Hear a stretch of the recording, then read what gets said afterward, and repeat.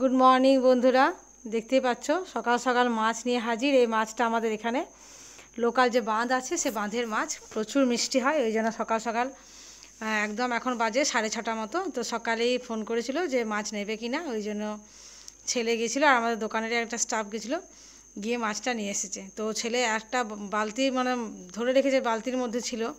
তো বালতির মধ্যে তাহলে কি মাছগুলো মরবে, ও তো আরও ছটফট করছে আমি কাটবো কী করে।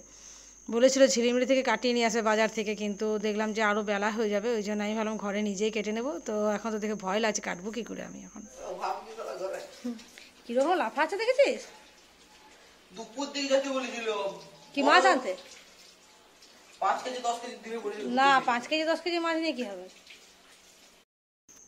মা দেখতে যাচ্ছে মাছগুলো, অনেকক্ষণ থেকে হুল্লোড় হচ্ছে। তো তো চলো মাকে একটু মাছগুলো দেখিয়ে নিয়ে আসি। মাও যে দেখাও, মা এই দেখো মাছগুলো। মা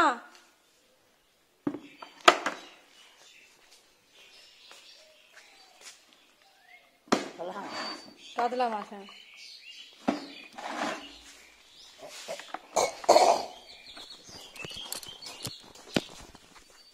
ফুল তোলা হয়ে গেছে। এই যে গোলাপ, এই জবাটা আর তোমার এই সাদা জবাটা, হলুদ ফুলটা, এগুলো সব আমার বাগানের।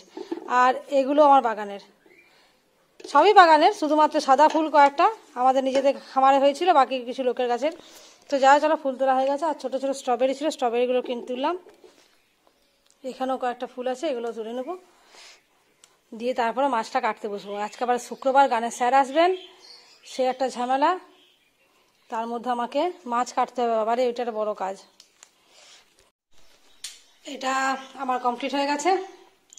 মাছটা কাটতে দেখতে পেয়ে আমি হাঁপাচ্ছি। এটা আমি পুরো আমার 1 ঘন্টা লেগেছে। আমি 8:30টায় শুরু করেছিলাম, এখন বাজে 9:45। 9:45 পেরিয়ে গেছে, মানে 9:47। এতটা সময় লেগেছে। যে মাছের মাথাগুলো আলাদা করে রেখেছি, 2 টুকরো করেছি, নোড়াই করে ঠুকে ঠুকে ঠুকে ঠুকে মাছের মাথাগুলো কেটেছি। তো চলো এবার যাবো স্নান করতে। স্যার 10:30টায় ঢুকে যাবে, কি করব, স্নান পুজো, আমার মাথা খারাপ হয়ে যাচ্ছে।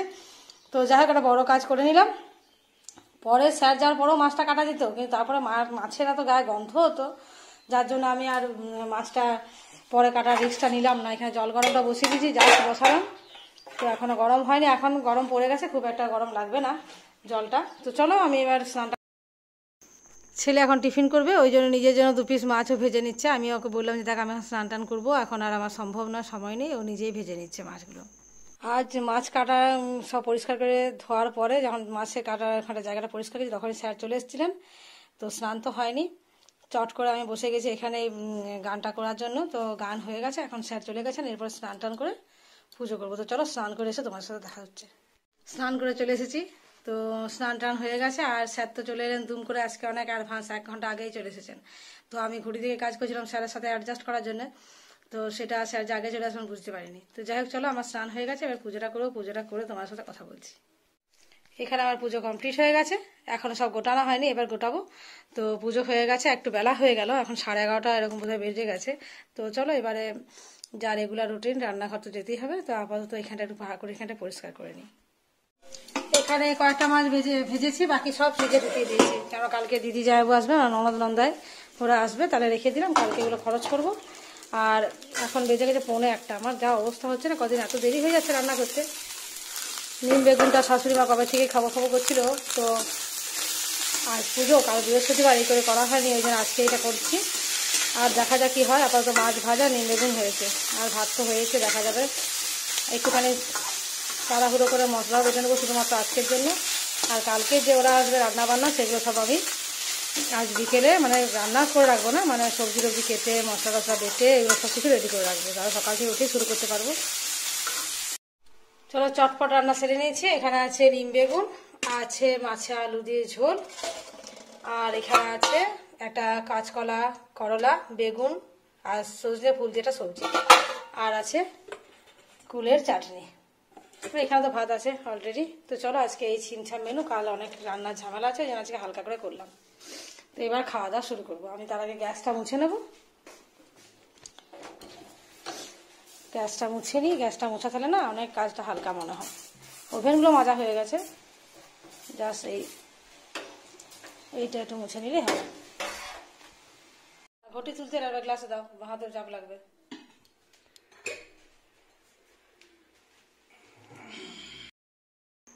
চলো আমাদের এবার দুপুরে লাঞ্চ টাইম শুরু হয়ে গেছে, তো এখানে খাওয়া দাওয়া শুরু হবে। মামনির থালা এটা, মামনিকে দিয়ে আসছি টেবিলে, মামনিকে আগে দেবো, তারপরে আমরা এবার সব একে একে বসে পড়বো।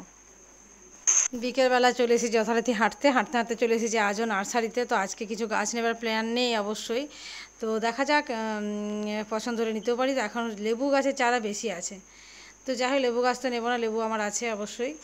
গাছের চারা নেবো না বলেও নেওয়া হয়ে যায়, নার্সারি গেলে না খালি হাতে আসা যায় না। তো আমি আবার একটা কী গাছ বললো ওটা নিয়েছি, তারা তোমাদের নেক্সট দিন বলে দেবো, গাছের চারার নামটা জেনে পর বলে দেবো তোমাদের। এখানে আদা রসুনের পেস্ট বানিয়েছি, আর বানিয়েছি টমেটো পেস্ট। তো টমেটো পেস্ট এটা নয়, আরও এর ভেতরেও আছে, তো সেটা খালি করতে হবে। তো এতক্ষণ ধরে আমি আদা রসুন পেঁয়াজ সব ছাড়ালাম, খোসাগুলো সব ডাস্টবিনে দিয়েছি, আর বেটেও রাখলাম। এই যে মিক্সি নিয়ে রেডি আছে এখনও। এবার পোস্ত বাটবো, কালকে কি রান্না করবো এখনও ঠিক করিনি, তবে বাটাবাটির কাজটা আমি এগিয়ে রাখতে চাইছি, যাতে সকালে হলে আমি শুরু করতে পারি। আর যেহেতু কাল দিদি জামাই বসবে, রান্নার ঝামেলা একটু থাকবে অবশ্য। তো কি রান্না করি সেটা কালকেই দেখছি কি করা যায়। চলো এবার এখন বাজে রাত 9:30, পোস্তটা বাটবো। পোস্তটা বাটা হয়নি, বাটা হলে পর খেতে দেবো সবাইকে। এটা হয়ে যাবে। চলো খাওয়া দাওয়া শুরু হয়ে গেছে। এখানে দুধটা একটু ফুটিয়ে নিচ্ছি, অনেকদিন থেকে দুধটা এখানে আছে, একটুখানি ভাবছি চাছি বানাবো কালকে, যদি সময় হয়। তো দাদা বৌদি আসছে, একটু পিঠে খাওয়া বলছিল চাচির, তাই জন্য বানাবো। তো চলো আজকে ব্লগটা এখানে শেষ করছি, আগামীকাল দেখা হচ্ছে নতুন ব্লগে নতুনভাবে। যারা সাবস্ক্রাইব করেন প্লিজ একটু সাবস্ক্রাইব করে পাশে থাকবে। আজকের মতো রাখি, গুড নাইট, খুব ভালো থেকো সকলে।